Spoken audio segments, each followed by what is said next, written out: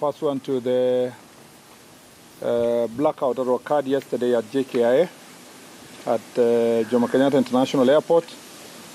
And whereas the blackout is not, or power or energy issues are not necessarily addressed by this ministry, except of course in our capacity as a whole government approach. The blackout that occurred, had an impact on Jomo Kenyatta International Airport, and therefore I'd like to make the following statement. As you are well aware, last night the country was plunged into a blackout which affected key government establishments, among them Jomo Kenyatta International Airport. I wish to issue and reservedly apology to all travelers and airport users who were affected in one way or another by the power disruption at JKIA. For the avoidance of doubt, the incident, though regrettable, did not pose any danger to our incoming and outgoing flights and passengers, considering that the backup generator lighting the runway and control tower was seamlessly deployed when the blackout occurred. At no time did we have an iota of darkness on the runway or the tower. Ladies and gentlemen, over the last few years, Kenya Airports Authority has faced a series of mishaps occasioned by management challenges and political interference that has resulted into a demoralized and disorganized workforce. When I appointed the new board, I made it clear that they must reorganize the workforce and end the culture of having many of our officers holding key positions, serving in acting capacity in perpetuity. The board has done a great job in the reconstitution and reorganization of the Kenya Airports Authority. The institution has since begun the process of hiring permanent staff to take these positions in an exercise that will be concluded within the next 2 weeks. Ladies and gentlemen, pursuant to the challenges facing Kenya Airports Authority, we have made the following changes in consultation with the Board of Directors. By mutual consent, the contract of Mr. Alex Gitari, who has been the Managing Director of Kenya Airports Authority, has been terminated. In his place, Mr. Henry Ogoe, currently serving as the Head of Corporate Planning, has been appointed to be the Acting Managing Director of the Kenya Airports Authority. I want to emphasize the part of mutual consent.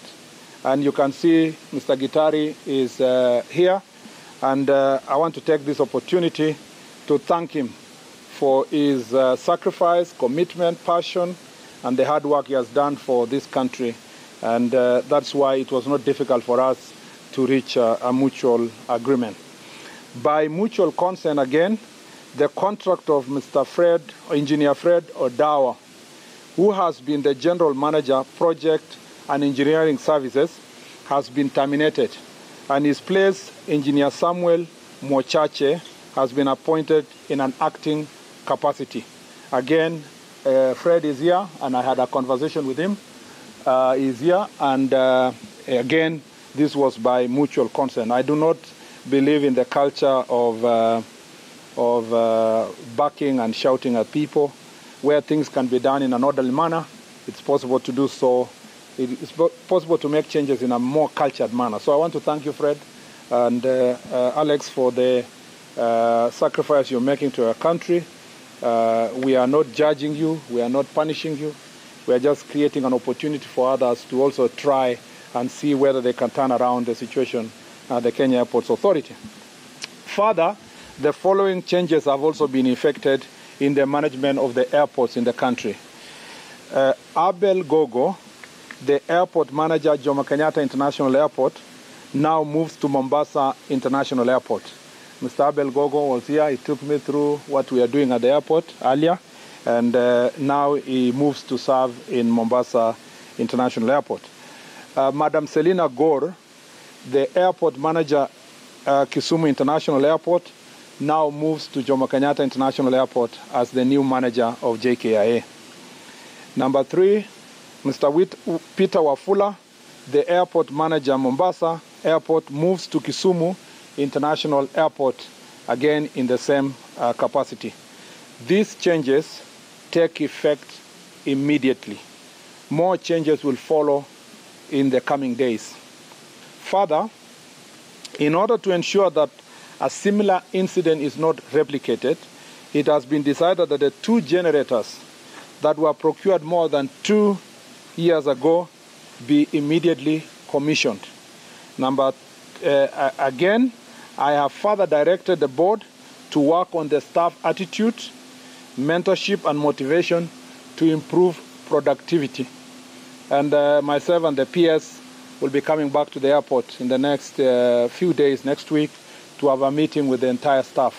And we want to know exactly what really demotivates our KA staff and why really so many people complain about services at the airport.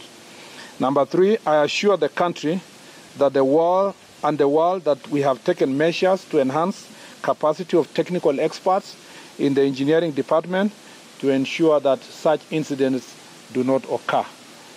I want to thank the Board of Management who facilitated these decisions this morning, chaired by the chair himself, Honorable Kostany, and the board members who are all here, some who participated, including the chair via Zoom, that they have sacrificed their time and travel from different parts of the country to have an emergency meeting so that we can facilitate these decisions being made. I want to assure the country that every decision we make is well thought, well planned, and we are well prepared to ensure that Jomo Kenyatta International Airport and all the airports across the country are functioning properly and making us and protecting our territory as the leading aviation hub in the region. And I believe that as we move forward, you will see most of these changes. You will see changes in the law cadre in the next few days, and I can tell you, you will have more confidence in the work we are doing. I thank you. I don't think there is any questions. It's a bit more self-explanatory. No, there is. Yeah? There is just 1 or 2. Oh, okay. Have you been able to ascertain what specific areas of operations at the airport were affected? Because there's been a lot of talk on social media about those areas. And in light of the upcoming Africa Climate Summit and the fact that there will be an influx of visitors, what mitigation measures have you put in place to ensure that in case there's such an incident, there's no repeat? Of course, you've commissioned the 2 generators that you say were old, but then how long will it take for replacement? Thank you very much. In fact, you have raised a very important, Chemutai, a very important issue, which I should have addressed. As you, at least a number of you accompany me to see the preparations we are making, and I want to thank Mr. Gogo, Abel, and the team at the JKIA, and also the MDKA for doing a good job, Mr. Gitari, to make sure that we are renovating the facilities at the airport. So the facilities that unfortunately were a bit down have now been refurbished at the main terminals. Again, we are getting new furniture, new things that will make sure that our airport, when the visitors come, they will find a fairly functioning airport. In the presidential pavilion, you all know that there's a lot of work that is going on there. You saw it for yourselves, and it will be ready by Tuesday next week. This is a partnership not just of KA and this ministry alone, but the Kenya Ministry of Defense and the Kenya Defense Forces are also providing services, and other contractors who are doing a good job for that in that regard. In terms of how the blackout, where did the blackout affect? It was the Terminal 1A. And you know, Terminal 1A is the biggest of them all. It's the jewel of this airport. That is where it caused a lot of problems. But it only affected passengers, staying in there in darkness. And the service providers at the airport were also affected. But as I have insisted, and I want everybody to know, nothing, and I insist nothing, affected the runway or the control tower. So nobody was in danger of any, our passengers or our airlines were not in danger at all. The only danger they all faced was the problem of darkness inside the airport, of course, which is extremely embarrassing, because there will be no meeting between us and the passengers who traveled yesterday night. They will permanently have this impression in their heads that Kenya is a pariah state with the darkness at their main airport. So that is why I say it's regrettable. We want to apologize for that having happened, but I can tell you it will not happen again. The generators, the person we are going to procure, we were told it will take how many weeks to get somebody to come here again, but we have said no. Must come by Monday, must report Monday morning. There are mechanisms under procurement law that can shorten the time, especially for such critical government installations like an airport, for ensuring that the generators are commissioned. So instead of telling us 3 weeks, 4 weeks, the acting MD, we have had a conversation. We want the person who will come in to commit to work day and night to make sure that the generators are functioning. But in the meantime, we will make sure that we direct the current existing backup generators to function well. I've also told the new MD that he must station technical staff. Even if we don't have enough, we can hire on short notice to be around where we need them to protect any power failure. It should be seamless. And as I have promised the country, this situation will not happen again. One more.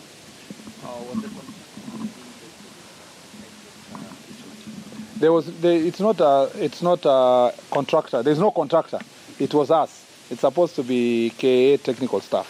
And of course they have explained to us many technical issues that were unable to function, the seamless reconnection of power and so forth. But those are excuses, and we cannot give Kenyans excuses. We should have foreseen that those things can happen. Yeah, it's like telling people children are in hospital in an incubator and there was a power failure and they should die. I mean, really, or you have a patient in ICU. Who gives even such an excuse? So there can be no excuse that there was a power blackout. Let Kenya Power deal with its problem. They will answer their questions. From where we operate, we should not be giving an excuse, because we know if Kenya Power fails, there must be a generator, there must be a solar, there must be something that is making sure that we have seamless connectivity of power in such a very important installation. The last question.